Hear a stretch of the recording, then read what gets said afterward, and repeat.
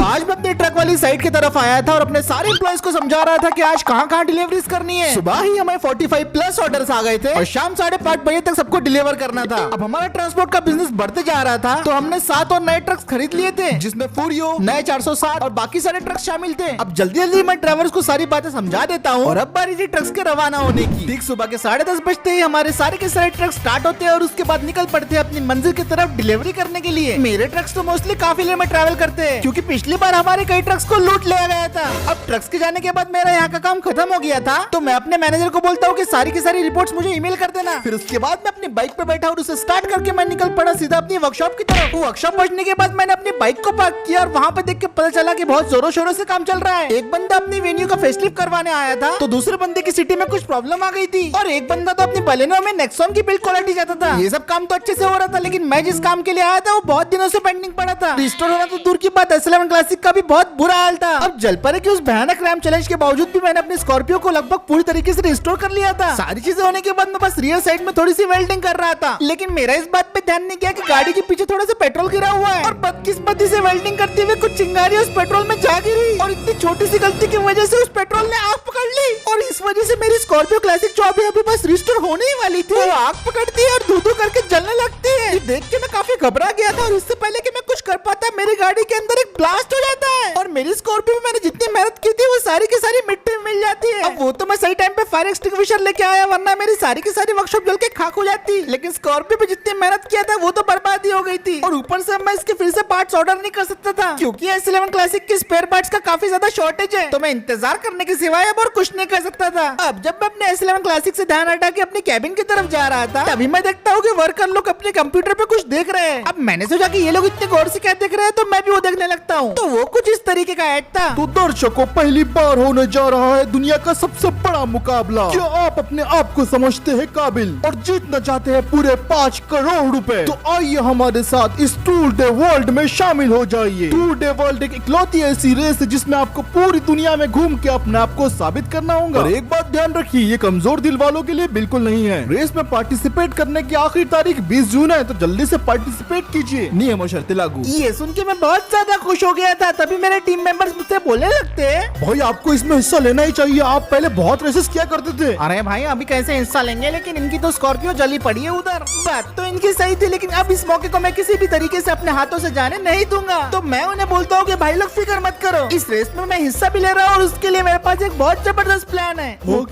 इतना कह कि मैं तुरंत भागते भागते अपने स्कॉर्पियो S11 क्लासिक की तरफ भागता हूँ और यही वो गाड़ी है जो टूर डे वर्ल्ड में मेरा साथ देंगी। भले ही ये आधी जल चुकी हो, लेकिन मेरी वर्कशॉप में ऐसा कोई भी काम नहीं जो मेरे लिए इम्पॉसिबल हो। मैं फटाफट अपने सारे के सारे टीम मेंबर्स को बुलाता हूँ और उनसे डिस्कस करने लगता हूँ कि इस स्कॉर्पियो को हम कैसे रिस्टोर करें। सबसे पहले तो मैं उन्हें बोलता हूँ कि S11 क्लासिक के पार्ट्स अपने को कहाँ मिलेंगे, पर ये सवाल सुन के वो लोग मुझे बोलने लगते हैं, भाई जी मैंने पूरा शहर छान मारा, S11 क्लासिक के पार्ट्स बिल्कुल नहीं मिल रहे। भाई हर कोई अपनी S11 को S11 क्लासिक बनाना चाहता है, इसलिए पार्ट्स तो बिल्कुल नहीं मिलेंगे। अब ये सुन के मुझे थोड़ा टेंशन आ रहा था, क्योंकि बिना स्कॉर्पियो के कंप्लीट हुए मैं रेस में हिस्सा नहीं ले पाऊंगा। लेकिन तभी मेरे दिमाग में एक आइडिया आता है और मैं निकल पड़ता हूँ अपने रिसर्च करने के लिए। मेरे दिमाग में अब अलग ही प्लान चल रहा था। S11 क्लासिक हो या फिर हो S11, ये दोनों ऑलमोस्ट सेम गाड़ी है और अगर मेरे पास S11 क्लासिक के पार्ट्स नहीं आते तब मैं थोड़ा सा जुगाड़ करना यहाँ पे जानता हूँ। काफी सारी रिसर्च और थोड़ा बहुत जुगाड़ करने के बाद फाइनली मैंने 10 लाख रुपए के पार्ट्स ऑर्डर कर दिए और इन पार्ट्स की डिलीवरी जल्दी होने के लिए मैंने 1 लाख रुपए एक्स्ट्रा भी पे कर दिया। अब मैं इंतजार कर रहा था इन पार्ट्स के डिलीवर होने का। अब जब तक इस गाड़ी के पार्ट डिलीवर होंगे तब तक हम इसमें काम करना शुरू कर देंगे और सबसे पहला काम है इस गाड़ी को टोटली शेप में लाना। उस बंदे के हिसाब से ये रेस वर्ल्ड के अलग अलग सिटीज में होने वाली थी, तो इसके लिए इस गाड़ी को ऑलराउंडर बनाना जरूरी था। गाड़ी के ऊपर चढ़ के मैं अपने हाथ में ब्रश लेता हूँ और इसके टुकड़े करना शुरू कर देता हूँ। वर्कशॉप के बाकी टीम मेंबर्स को लग रहा था मैं कोई पागलपंती कर रहा हूँ, लेकिन मैं अच्छी तरीके से जानता था कि मैं स्कॉर्पियो के साथ क्या कर रहा हूँ और मेरा सिंपल मकसद ये था कि इसके 2 टुकड़े करना है। ये अभी तक का सबसे टफेस्ट काम था मेरे लिए और टीम मेंबर्स के लिए भी, लेकिन फाइनली 12 घंटे काम करने के बाद हम उस चीज में सफल हो जाते हैं जो हम करना चाहते थे। और अगले दिन मैंने स्कॉर्पियो के लिए जो पार्ट्स ऑर्डर किए थे वो सारे के सारे ट्रक में आ जाते हैं। सो पार्सल, ये पार्सल वर्ड सुन के मैं बहुत ज्यादा खुश हो गया था, क्योंकि फाइनली जो मैंने पार्ट्स मंगाए थे वो आ गए थे, वो भी बिना किसी दिक्कत के। उसके बाद फिर डिलीवरी बॉय मुझसे OTP मांगता है, मैं उसे OTP दे देता हूँ। OTP वेरीफाई करने के बाद मैं उससे बोलता हूँ कि भाई सारा सामान उतार दो, तो वो फटाफट ट्रक में जाता है और सारा के सारा सामान उतार देता है। और फाइनली अब हमारे पास सारे पार्ट्स आ गए थे। हमने नए लाइट्स का सेट मंगाया, S11 की ग्रिल मंगाई, नया बम्पर मंगाया, नई चेसिस और बॉडी शेल मंगाया, और इसके लिए हमने एक्स्ट्रा कैप भी मंगवा लिया, नए रियर लाइट्स और सबसे बेहतरीन इसके ऑल व्हील ड्राइव व्हील्स जो इसे परफेक्ट ऑलराउंडर गाड़ी बनाएंगे।